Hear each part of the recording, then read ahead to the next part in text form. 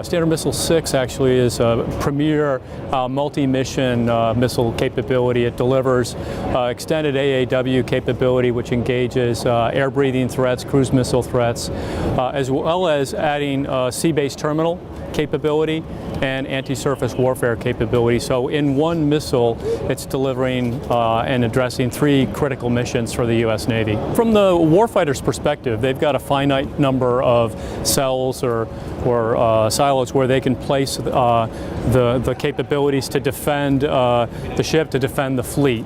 And so with the Standard Missile 6, it allows the warfighter to leverage the capability both for the, as I mentioned, the air-breathing threats, cruise missile threats, as well as providing a sea-based terminal engagement capability for incoming ballistic missiles.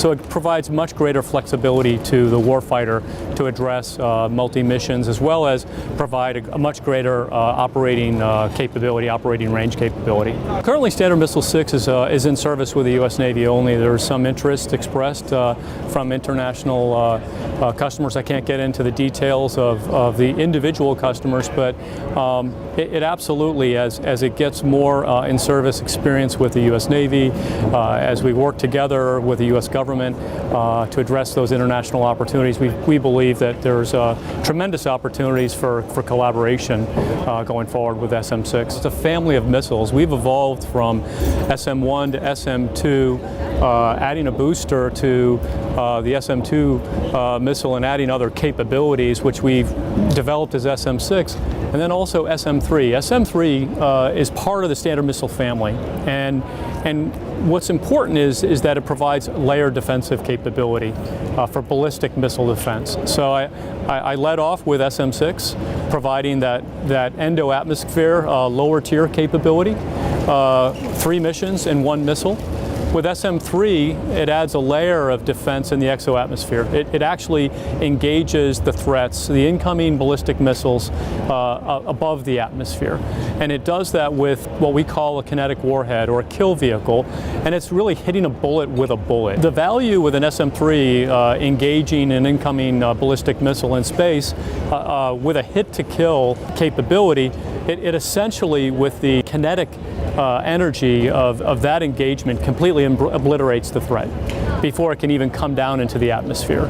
So if you think of it in terms of the regional defensive capability, not point defense, but really protecting populations, broad population centers, you need that engagement in the upper atmosphere to basically neutralize the threat and not have that come down into the atmosphere. Going from the SM-3 1A, 1B family up into the SM-3 2A, it's basically a larger diameter missile.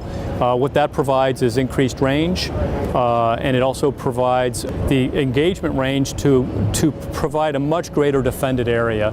That defended area translates to battle space for the U.S. Navy to engage and protect the fleet.